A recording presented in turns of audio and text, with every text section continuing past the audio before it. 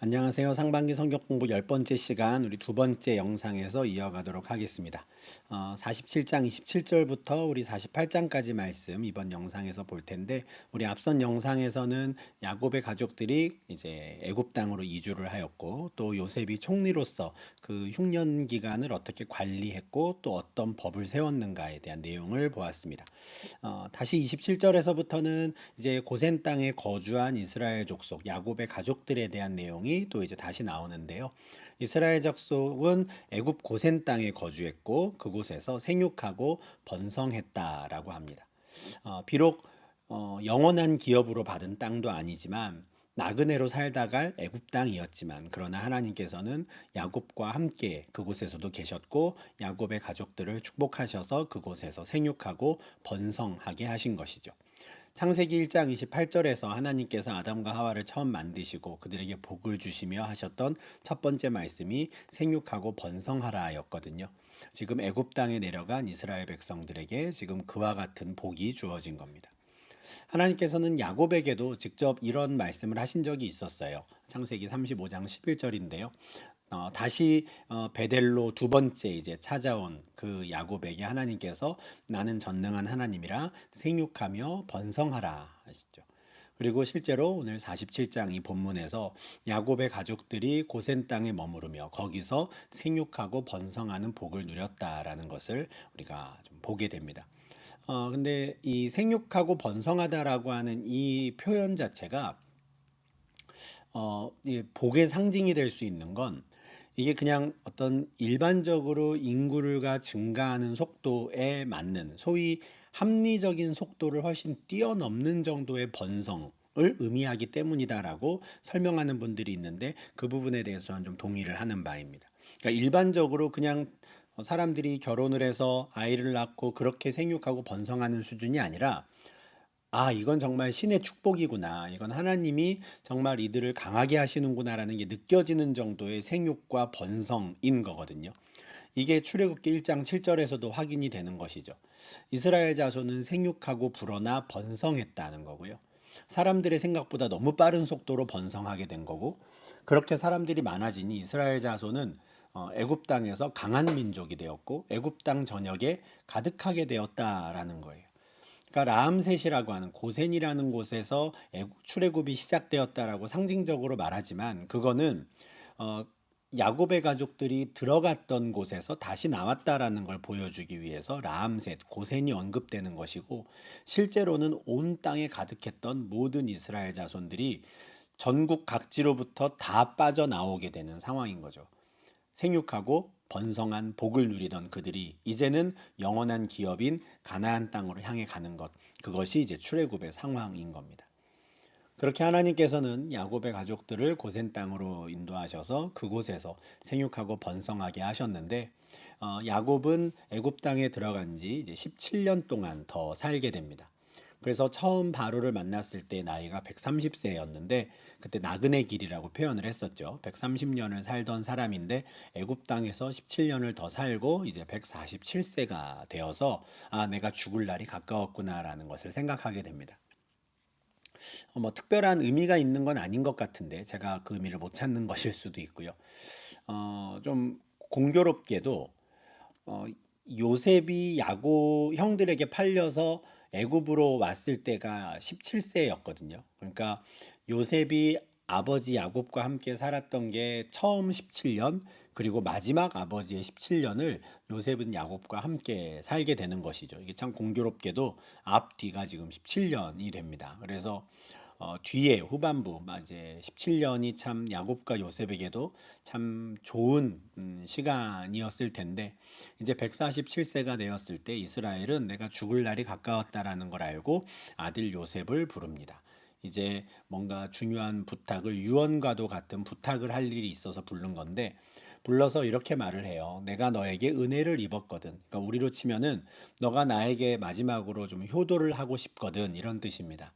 너가 나에게 효도를 하고 싶다면 일단 너의 손을 내 허벅지 아래에 넣어라 해요. 허벅지 아래 무슨 말이냐면 내 생식기를 잡아라 이런 뜻입니다. 내 성기를 잡아라 하는 겁니다. 이게 좀 망측해 보일 수도 있는 건데 이게 그 당시 고대 근동 지역에서 아주 중요한 맹세와 서약을 하게 할 때 하는 행동이었다 그래요. 창세기 24장 2절에서 아브라함이 자기의 종을 자기 고향 땅으로 보내서 아들 이삭의 아내, 자기의 며느리감을 이제 찾아오라라고 할 때에도 그 종에게 이렇게 시켜요. 내 허벅지 밑에 너의 손을 넣어라. 무슨 말이냐면 내 생식기를 잡으라라는 건 너와 나의 생명을 걸고라는 뜻이에요. 너와 나의 생명을 걸고 맹세해라. 지금부터 하는 약속을 꼭 지키겠다고. 아브라함의 종 같은 경우에는 어떻습니까? 아브라함이 너는 가나안 땅에서 이삭의 아내를 찾지 말고 내 고향 땅에 가서 내 친척 중에서 이제 아내를 찾아와라 한단 말이죠. 근데 만약에 그 종이 주인을 속이려고 했다면 왜 안 되겠습니까? 얼마든지 속일 수 있죠. 어, 가나안 땅이 안에서 그냥 여인을 데리고 올 수도 있고요. 가나안 땅이 아닌 다른 곳에서 데리고 온다 하더라도 그 사람이 이 아브라함의 친척인지 아닌지 어떻게 확인을 하겠어요? 어쩌면 아브라함은 자기가 죽기 전에 과연 돌아올 수 있을까 이런 생각을 했는지도 모릅니다. 그러다 보니 맹세하라고 하는 거거든요. 내 허벅지 밑에 손을 넣어라. 꼭 이 약속을 지키겠다고 너의 생명을 걸어라 하는 겁니다. 지금 같은 거를 야곱이 요셉에게 요청하는 거예요. 너가 나에게 효도를 하고 싶으면 일단 너의 손을 내 허벅지 아래에 넣어라. 너의 생명을 걸고 맹세해라라는 거예요. 무엇을 부탁하고 싶은 거냐면 애굽에 나를 장사하지 말아라 하는 거예요. 내 무덤을 애굽에 만들지 말라는 거죠. 나는 조상의 묘지에 묻히고 싶다. 이 말을 하고 싶은 겁니다. 30절이죠. 내가 조상들과 함께 눕거든 너는 나를 애굽에서 메어다가 조상의 묘지에 장사하라. 내가 조상들과 함께 눕거든입니다. 사실 지금 야곱은 애굽에서 죽는 건데 아브라함과 이삭은 전부 가나안 땅에서 세상을 떠났습니다. 그러면 조상들과 함께 누우려면 같은 장소에서 숨을 거두어야 하는데 지금 야곱은 애굽에 와 있거든요. 그러나 야곱은 상관없다 생각하는 거예요. 어차피 나나 나의 조상들이나 아버지나 할아버지나 다 우리가 나그네와 같이 그냥 살다 가는 거고 우리가 다 그냥 나그네 길을 가는 거기 때문에 내가 숨을 거두는 장소가 어디인가 그 별로 중요하지 않다는 거예요. 그러나 그에겐 믿음이 있는 거죠. 할아버지와 아버지의 하나님을 나도 섬기고 있으니 우리가 죽음 이후에 한 곳에 같은 곳에 있을 것이다라고 하는 믿음이 있는 거예요. 그래서 내가 조상들과 함께 눕거든 조상의 묘지에 장사하라 하는 것이죠. 야곱은 가나안 땅을 떠나서 애굽으로 올 때 이미 하나님께 이런 약속을 받았어요. 요셉이 그의 손으로 너의 눈을 감기리라. 아, 내가 애굽에서 세상을 떠나겠구나라는 걸 알았을 겁니다. 그래서 내가 조상들과 함께 눕거든 난 여기서 죽을 거다라고 말을 하는 거죠. 그러나 나를 애굽에 장사 지내지 말고 가나안 땅으로 나를 데리고 가달라라고 하는 겁니다. 이것도 역시 하나님이 약속해 주셨던 거죠. 조금 전에 보았던 창세기 46장 4절에 요셉이 그의 손으로 내 눈을 감기리라라고 말씀하시기 전에 하나님이 반드시 너를 인도하여 다시 올라올 거야라고 약속을 주시거든요. 다만 요셉이 그의 손으로 그 눈을 감긴 이후가 되는 겁니다. 야곱이 죽어서라도 하나님은 그 약속을 기억하시고 지키시겠다라고 하신 거고 이 약속을 믿고 지금 야곱은 맹세하라고 요셉에게 요청하는 겁니다. 나를 꼭 조상의 묘지에 장사 지내겠다고 약속해라라고 요청하는 것이죠. 그 조상의 묘지 그곳이 어디입니까? 아브라함이 아내 사라를 위하여 산 그 매장지예요. 가나안 땅에 있는 마므레 앞 막벨라 밭 굴입니다. 그 헤브론에 있는 밭인데 그곳이 조상의 묘지니 나는 그곳에 묻히고 싶다. 너의 생명을 걸고 꼭 그렇게 하겠다고 약속해 달라 하는 겁니다. 이런 간절한 부탁을 받은 아들, 당연히 내가 아버지의 말씀대로 행하리이다라고 대답을 하지요. 그런데 야곱이 불안했나 봐요. 그래서 맹세하라 이렇게까지도 말을 합니다. 어, 요셉을 못 믿었던 건지 그러진 않았겠죠. 그렇지만 야곱의 성격인 것 같습니다. 꼭 그래야 한다라는 걸 강조하기 위해서 내게 맹세하라라고 했고 실제로 요셉은 또 아버지가 원하는 대로 맹세합니다. 제가 꼭 그렇게 하겠습니다. 나의 생명을 걸고 그 약속을 지키겠습니다 하죠. 그러자 이제 이스라엘은 그 자리에서 하나님께 경배합니다. 자기가 브엘세바에서 희생제사를 드렸을 때 약속하신 것, 그것을 이렇게 이루시겠구나 하는 것을 믿고 그 약속을 이루시는 하나님께 감사하고 경배하는 것이죠. 이렇게 야곱이 요셉에게 나를 꼭 가나안 땅 우리 조상의 묘지에 장사하겠다고 맹세해라라고 한 그 이후에 좀 시간이 지나서 이제는 야곱이 정말 이제 좀 중병에 들게 됩니다. 이제 노환으로 인한 것인지 뭔지 정확히 모르지만 이제는 정말 세상을 떠날 때가 가까이 온 상황이 되는 거예요. 48장이 이 일 후에라는 말로 시작을 하는데 이 일 후에는 이제 조금 전에 보았던 야곱이 요셉에게 맹세하게 한 그 후에라는 뜻입니다. 얼마나 시간이 지났는지는 모르지만 그렇게 긴 시간은 아니었으리라 생각이 듭니다. 그 시간이 좀 지나고 어떤 사람이 요셉에게 알려주는 것이죠. 당신의 아버지가 병들었습니다. 이제 얼마 남지 않은 것 같습니다라는 말을 하는 것이죠. 그러자 이제 요셉이 두 아들 므낫세와 에브라임과 함께 갑니다. 므낫세가 첫째 아들, 에브라임이 둘째 아들이죠. 그래서 므낫세의 이름이 먼저 나옵니다. 요셉이 므낫세와 에브라임과 함께 가요. 그렇게 아버지를 만나러 가니 이제 아마 야곱을 수종드는 종이었겠죠. 그 사람이 당신의 아들 요셉이 왔습니다라고 보고를 해요. 그러자 이스라엘이 이제 힘을 내서 침상에 걸터 앉습니다. 그리고 자신이 사랑하는 요셉에게 이제 축복의 말을 전해요. 이전에 가나안 땅 루스에서 전능하신 하나님이 내게 나타나사 복을 주시며 내게 이르시되 내가 너로 생육하고 번성하게 하여 내게서 많은 백성이 나게 하고 내가 이 땅을 내 후손에게 주어 영원한 소유가 되게 하리라 하셨다.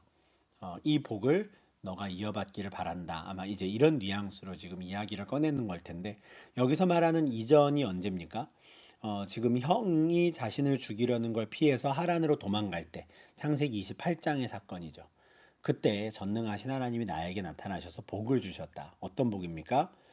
나로 하여금 생육하고 번성하게 하신다 그랬다. 내 후손을 많이 주신다고 하셨어. 그리고 그 땅, 가나안 땅을 우리의 영원한 소유가 되게 하신다고 약속하셨다는 거예요. 여기 영원한 소유라는 말이 나오는데요.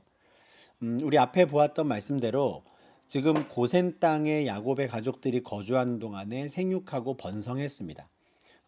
이 말씀이, 이 약속이 이루어진 거죠. 내가 너로 생육하고 번성하게 하겠다. 그러나 애굽 땅에서 생육하고 번성했다고 해서 애굽 땅이 그들의 영원한 소유는 아닙니다. 하나님이 야곱과 야곱의 후손들에게 주신 영원한 소유는 그 땅 가나안이에요. 이 약속을 야곱은 창세기 28장에서 받았었습니다. 28장 14절에 너의 자손이 땅의 티끌같이 되어서 온 사방으로 퍼져갈 정도로 많아질 거다 약속을 하셨어요. 창세기 28장 19절에는 그 성의 옛 이름이 루스라고 하죠. 이게 이제 우리 방금 보았던 말씀에 이전에 내가 가나안 땅 루스에서 전능하신 하나님을 만났다라고 말을 하는 거예요. 근데 지금 요셉은 이 자신이 하란으로 도망칠 때 만났던 그 하나님이 나에게 주셨던 자손과 땅에 대한 그 축복을 지금 요셉에게 넘겨주고 싶습니다. 자기가 아버지께 받았던 축복을 요셉에게 넘겨주고 싶은 건데 그래서 5절과 6절에서 그는 에브라임과 므낫세를 자기가 입양하고 싶다라고 말을 해요. 이게 어떤 거가 계기가 되었는지는 저희가 알 수가 없습니다. 아마 그가 병들어서 이제 침상에 누워 있으면서 이런저런 생각을 한 끝에 그가 생각해낸 방법인 것 같아요. 그 당시의 법에 따르면 장자는 다른 형제들에 비해 2배의 유산을 받을 수 있었거든요. 근데 사실은 위계질서상 요셉이 장자는 아닌 것이죠. 엄밀히 말하면 루벤이 장자인 겁니다. 그런데 지금 야곱은 요셉을 자신의 장자와 같이 여기고 있어요. 그래서 다른 형제들보다도 요셉이 2배의 몫을 받기를 바라는 겁니다. 그래서 어떻게 하는 게 좋을까 하다가 그렇다면 요셉에게 있는 두 아들 므낫세와 에브라임을 내가 입양해야겠다. 그들을 내 아들들로 삼는다면 그러면 결국 요셉의 아들들, 두 아들들이 각각 한 몫씩 받아서 결국에는 요셉이 두 몫을 받게 되는 것 아닐까? 이런 생각을 한 걸로 보여요. 예. 하나님이 주신 지혜였다고 생각을 하고 또 야곱도 그렇게 바랬던 걸로 생각을 하는데 그래서 야곱이 요셉에게 이렇게 말하는 거죠. 애굽에서 네가 낳은 두 아들 에브라임과 므낫세는 내 것으로 삼겠다. 마치 르우벤과 시므온이 내 것인 것처럼인 거죠. 요셉의 다른 형제들과 에브라임과 므낫세를 동등하게 여기겠다는 겁니다. 르우벤, 시므온 또 베냐민까지 한 몫을 줄 때 에브라임과 므낫세에게도 각각 한 몫을 주겠다. 혹시 에브라임과 므낫세 이후에 다른 아이들이 태어난다면 그들은 너의 것이 된다. 이렇게 말을 하는 거죠. 아버지의 뜻을 요셉은 너무 잘 알았을 겁니다. 그래서 왜 제 아들을 빼앗아 가십니까? 이렇게 말하지 않고 아버지의 뜻이 참 고마웠을 거예요. 아, 아버지가 나를 장자로 여기시는구나. 그리고 실제로 에브라임과 므낫세가 야곱의 아들로 입양이 되었기 때문에 출애굽한 이스라엘 백성들이 가나안 땅에 들어가서 지파별로 가족별로 제비를 뽑아서 땅을 분배받을 때 요셉 지파의 이름으로 분배받은 땅은 없습니다. 므낫세와 에브라임의 이름으로 땅을 분배받는 것이죠. 그래서 엄밀히 말하면 므낫세와 에브라임이 야곱의 아들이 됨으로써 야곱의 아들들이 13명이 되는 겁니다. 요셉 대신에 므낫세와 에브라임이 들어가는 것이고 므낫세와 에브라임이 각각 땅을 분배받아서 12지파가 땅을 분배받고 레위 지파는 땅을 분배받지 않는 그래서 13지파가 들어가게 되는 것이죠. 야곱의 아들들 13지파가 되는 겁니다.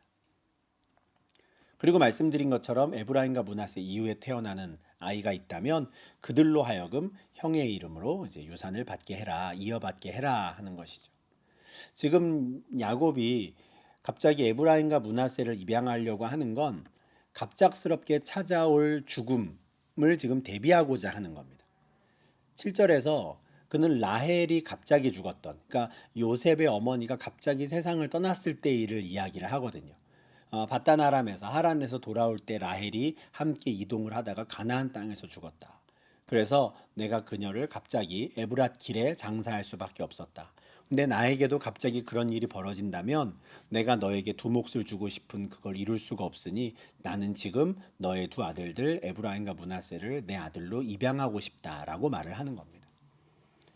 그래서 지금 요셉은 그 아버지의 뜻에 따라요.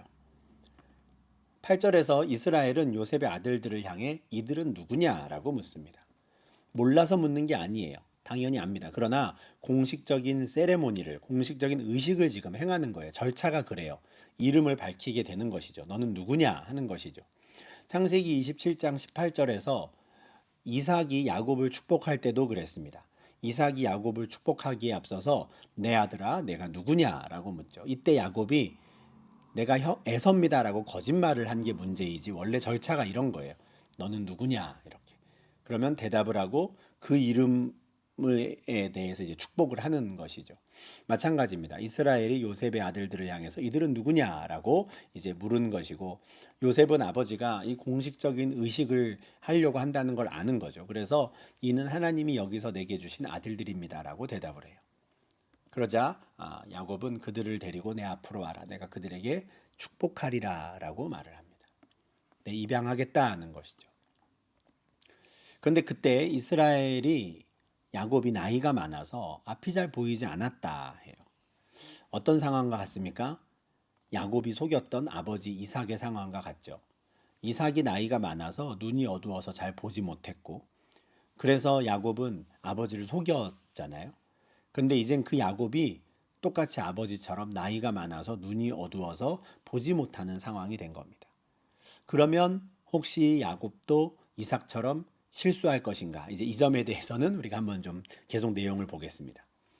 야곱이 앞이 잘 보이지 않는 상태, 분간을 잘 못하는 상태였는데 그러다 보니 요셉은 좀 신경을 써서 두 아들을 아버지 앞으로 이제 데리고 나갑니다.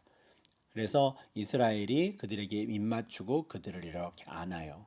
그리고는 요셉을 향해서 이렇게 말을 하죠. 내가 너의 얼굴을 보리라고는 생각하지 못했는데 하나님이 내게 너의 자손까지도 보게 하시는구나. 하나님이 나에게 주신 은혜가 참 크구나. 내가 너를 본 것만으로도 참 기쁘고 감사했는데 이런 자식들까지도 보다니 내가 참 감격스럽구나 하는 겁니다. 이제 그리고 요셉은 이 두 아들들이 아버지의 양자로 입양되어 아버지의 축복을 받기를 바라는 마음으로 이제 그 아들들을 이제 아버지 앞에 세웁니다. 일단은 아버지가 그들을 안고 이제 감격해하는 상황에서 뒤로 물러나게 하고 일단 땅에 엎드려 절하게 해요. 그래서 이제 아버지로 이제 내가 모시겠습니다라는 의식을 하게 하는 거죠. 그리고는 오른손으로 에브라임을 밀어서 이스라엘의 왼손으로 향하게 합니다. 오른손이 강함과 권세를 나타내는 거기 때문에 요셉 입장에서는 둘째, 차남인 에브라임이 아버지의 할아버지의 왼손으로 축복을 받고 자신의 장남인 므낫세가 이스라엘의 오른손으로 축복을 받기를 바랬던 거예요. 그래서 마주보고 있는 상황이니까 요셉은 오른손으로 에브라임을 밀면 이스라엘의 왼쪽에 서게 되는 거고요. 또 요셉이 왼손으로 므낫세 첫째를 밀면 이제 아버지 이스라엘의 야곱의 오른쪽에 서게 되는 것이죠. 그렇게 각각 이제 므낫세는 야곱의 오른손 앞에 또 에브라임은 야곱의 왼손 앞에 이렇게 가까이 나아가게 합니다. 근데 그때 이스라엘이 이것도 야곱이 아니라 이스라엘이죠. 이제 민족의 대표로서 축복을 하는 상황인데 참 특이한 행동을 합니다. 오른손을 펴서 왼쪽에 있는 차남 에브라임의 머리에 얹고 왼손을 펴서 오른쪽에 있는 장남 므낫세의 머리에 얹은 거예요. 어떻게 한 겁니까? 팔을 엇바꾸어 얹은 겁니다. 그냥 앞으로 쭉 팔을 뻗으면 오른손으로 므낫세를 축복하고 왼손으로 에브라임을 축복할 텐데 굳이 팔을 어긋맞겨서 엇바꾸어서 오른손으로 왼쪽에 있는 에브라임을 축복하려 하고 왼손으로 므낫세의 머리에 얹은 거예요. 그리고 그 자세로 축복을 하는 겁니다. 그런데 15절에 특이한 표현이 있죠. 그가 요셉을 위하여 축복해요. 지금 머리에 얹고 있는 사람들은 에브라임과 므낫세인데 에브라임과 므낫세를 위하여 축복하는 게 아니라 요셉을 위하여 축복합니다. 왜냐하면 처음부터 이 요셉의 아들들을 자기가 입양하겠다라고 마음을 먹은 것도 요셉 때문이었거든요. 요셉을 축복하고 싶어서, 요셉에게 두 몫을 주고 싶어서. 그래서 이 두 아들들에게 하는 축복이지만 이것은 야곱 입장에서는 요셉을 위한 축복인 거예요. 근데 그 축복의 내용이 이제 야곱의 신앙 고백과 같습니다. 아, 야곱이 이제는 이런 신앙을 고백하게 되었구나. 아, 참 험악한 나그네의 삶을 살면서 이젠 이런 하나님을 고백하게 되었구나 하는 걸 보게 되는데 먼저 내 조부 아브라함과 아버지 이삭이 섬기던 하나님 이렇게 시작을 합니다. 이건 언제 들었던 표현입니까? 창세기 28장에서 하란으로 가던 길에 처음 베델에서 하나님을 만났을 때 그 하나님이 야곱에게 하셨던 말이에요. 나는 너의 조부 아브라함의 하나님이요 너의 아버지 이삭의 하나님이다. 이렇게 소개하시는 하나님을 처음 만났었는데 그 하나님을 지금 부르는 것이죠. 비록 그는 그 베델에서 처음 하나님을 만났지만 이제는 이 고백을 하게 됩니다. 나는 그때야 비로소 하나님을 알았지만 하나님은 나의 출생으로부터 지금까지 나를 기르신 분입니다. 라고 고백을 하는 거죠. 정말 귀한 고백입니다. 147년의 나그네의 삶 가운데 하나님이 나를 기르셨습니다. 나의 출생으로부터 지금까지. 그리고 그 험악한 세월을 사는 동안에 내가 만났던 그 모든 환난에서 나를 건지셨습니다. 이렇게 고백하는 거예요. 그리고 그 하나님께서 내가 머리에 손을 얹고 있는 이 아이들에게 복을 주시기를 원합니다. 하고 기도하는 것이죠. 정말 좋은 축복이라고 생각합니다. 우리가 우리 자녀들 또 손주들에게도 이렇게 축복할 수 있으면 좋겠어요. 내가 만난 하나님, 내가 아는 하나님, 나의 출생으로부터 지금까지 나를 기르시고 나를 모든 환난에서 건지신 하나님께서 이 아이들에게 복을 주시기를 바랍니다. 하는 거죠. 이들이 나의 이름과 아브라함과 이삭의 이름을 이어받기를 원합니다. 그리고 이들이 아브라함과 이삭과 야곱의 하나님의 약속하신 것, 생육하고 번성하는 축복을 누리기를 원합니다. 라고 기도하는 겁니다. 정말 좋은 축복 기도라고 생각을 합니다. 이 아이들의 후손에게 여호와 하나님의 이름을 붙여주십시오. 라고 하는 기도죠. 그런데 이 너무 좋은 기도인데, 축복인데, 이 말이 요셉의 머리에 잘 들어오지 않았을 것 같아요. 왜냐하면 아버지가 팔을 엇바꾸어서 있는 이 상황이 너무 불편했거든요. 17절에 보면 요셉이 그 아버지가 오른손을 에브라임의 머리에 얹은 걸 보고 기뻐하지 않았다 그래요. 아, 우리 아버지가 지금 나이가 많으셔서 앞이 보이지 않다 보니까 내가 기껏 그 맞춰서 오른손 앞에 므낫세를 밀어 놓았는데 왼쪽이라고 지금 착각해 갖고 지금 이거를 바꿨구나라고 생각을 하는 거예요. 그래서 아버지의 손을 들어서 에브라임의 머리에서 므낫세의 머리로 손을 옮기려고 해요. 그래서 옮기면서 이렇게 말을 하는 거죠. 아버지 지금 이렇게 하지 마세요. 아버지 장자는 지금 여기에 있습니다라고 지금 오른손을 옮기려고 합니다. 뭐랑 같습니까? 이삭의 축복을 받고 싶어서 내게 축복하소서 아버지 그렇게 하지 마십시오라고 소리쳤던 에서처럼 좀 마음이 불편했던 거예요. 그런데 문제는 야곱이 허락하지 않았다는 거예요. 버텨요. 팔을 엇바꾼 걸 풀질 않고 버티는 겁니다. 그의 아버지가 허락하지 않았다는 거예요. 아버지 장자 므낫세가 이쪽에 있습니다라고 팔을 옮기려는데 힘을 주고 버텨요. 안 된다. 그러면서 뭐라 그러냐면 나도 안다 내 아들아 나도 안다는 거예요. 무슨 뜻입니까? 내가 비록 눈이 보이지 않지만 잘 분간이 안 되지만 내가 지금 몰라서 실수해서 이러고 있는 게 아니다라는 거예요. 하나님의 섭리 가운데 내가 지금 이렇게 하고 있다라는 것을 보여주는 겁니다. 너가 지금 축복하기를 원하는 므낫세도 한 족속이 될 것이고 그도 크게 될 거다. 그러나 그의 아우가 그보다 큰 자가 될 것이고 그의 자손이 여러 민족을 이룰 것이다. 라고 말을 하죠. 아버지 이삭처럼 야곱도 어느새 나이가 들어서 눈이 보이지 않는 상황이 되었지만 그래서 이삭은 아들에게 속아서 잘못 축복했지만 야곱은 그런 건 아니었습니다. 알고 있었고 그는 자기가 아는 대로 그대로 므낫세가 아니라 에브라임이 더 큰 자가 될 것이라고 선포하고 축복하는 거예요. 오른손을 그렇게 얹은 것이죠. 창세기에 보면 계속해서 장자가 아니라 둘째가 이 하나님의 축복을 이어받는 것을 봅니다. 아브라함도 이스마엘이 아니라 이삭이었고요. 또 이삭은 에서가 아니라 야곱이었고요. 또 야곱은 지금 므낫세와 에브라임 중에 므낫세가 아니라 에브라임이다라고 지금 말을 하고 있는 겁니다. 왜 그럴까 생각을 해보면 뭐 둘째가 뭐 더 착하거나 대단해서가 아니다라는 생각을 하게 됩니다. 우리가 성경을 통해서 보았지 않습니까? 지금 믿음의 조상이라고 불리는 사람들이 다 이상한 사람들이었어요. 죄도 많이 짓고요. 참 허물 많은 사람들이었습니다. 근데 왜 그들을 택하셨을까? 하나님의 은혜죠. 그들이 남들보다 나은 게 있어서가 아닙니다. 마찬가지예요. 첫째가 아니라 둘째를 선택하신 것도 더 둘째를 높이시는 것도 그걸 우리에게 알려주시는 거죠. 만약에 첫째가 아버지의 복을 이어받았다면 그건 은혜가 아닙니다. 당연한 걸로 여겨지는 거예요. 왜요? 그 당시에 법이 그랬고 그 당시에 문화가 그랬으니까요.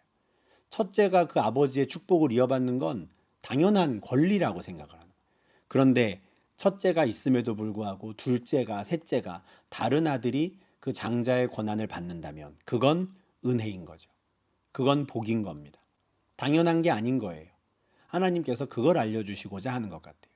택함 받은 백성들 뭐 대단한 뭔가가 있어서가 아닙니다. 그냥 하나님의 은혜인 것이죠. 지금 이 19절의 축복도 그냥 하나님의 주권과 섭리와 은혜를 나타내는 구절이에요. 그의 아우가 그보다 큰 자가 될 것이다. 왜요? 아무 이유가 없어요. 하나님이 그렇게 하십니다. 그러나 그 은혜를 받는 자들은 그게 은혜인 줄 알아야 되는 거죠. 원래 내 것이 아닌데 나에게 주셨구나. 하나님의 택하심의 은혜고 하나님의 섭리의 은혜구나라는 걸 인정하고 깨닫기를 바라셨기 때문이다. 이렇게 생각을 합니다. 그래서 지금 야곱도 나도 안다라고 말하면서 하나님의 크신 섭리 가운데 그의 아우가 그보다 큰 자가 될 것이다라고 선포하는 겁니다. 그렇게 그날 아주 중요한 일이 벌어지는 겁니다. 요셉 대신 요셉의 아들 에브라임과 므낫세가 야곱의 아들이 돼요. 야곱이 13지파를 이루게 되는 것이죠. 20절입니다. 그날에 그들에게 축복하여 이르되 이스라엘이 너로 말미암아 축복하기를 하나님이 내게 에브라임 같고 므낫세 같게 하시리라 하며 에브라임을 므낫세보다 앞세웠더라. 그날에 축복을 받고 어떤 축복입니까? 하나님이 에브라임 같고 므낫세 같게 하시리라. 이게 아주 큰 축복이 되는 거예요. 앞으로 속담처럼 쓰이는 거죠. 하나님이 에브라임을 축복하신 것처럼 너도 축복하기를 원한다. 하나님이 므낫세를 축복하신 것처럼 너를 축복하기를 원한다. 근데 이때에도 에브라임을 므낫세보다 앞세웠다는 것이죠. 그리고 야곱은 요셉에게 또 다른 약속의 축복을 줍니다. 이스라엘이 이제 요셉에게 이렇게 말해요. 나는 죽을 거다. 나는 죽으나 하나님이 너희와 함께 계신다. 너희를 인도하여서 반드시 우리 조상의 땅으로 돌아가게 하실 거다. 그때가 되면 너희가 지파별로 땅을 분배받을 텐데 내가 너에게 세겜 땅을 더 주겠다. 이렇게 약속을 해요. 지금 야곱은 가나안 땅이 자신들에게 주어지는 영원한 기업이라는 확신을 가지고 있습니다. 그것을 자신의 아들들이 이제 나눠 가질 것이라는 걸 알아요. 근데 그때 요셉에게 두 몫을 주고 싶어서 므낫세와 에브라임을 입양한 거잖아요. 그래서 각각 그들이 이제 자신들의 이름으로 땅을 분배받도록. 그래서 요셉이 두 배가 되도록. 근데 거기서 더 주고 싶은 거예요. 세겜 땅도 주겠다 해요. 그 세겜 땅은 내가 내 칼과 활로 아모리족 속의 손에서 빼앗은 것이다. 이렇게 말을 합니다.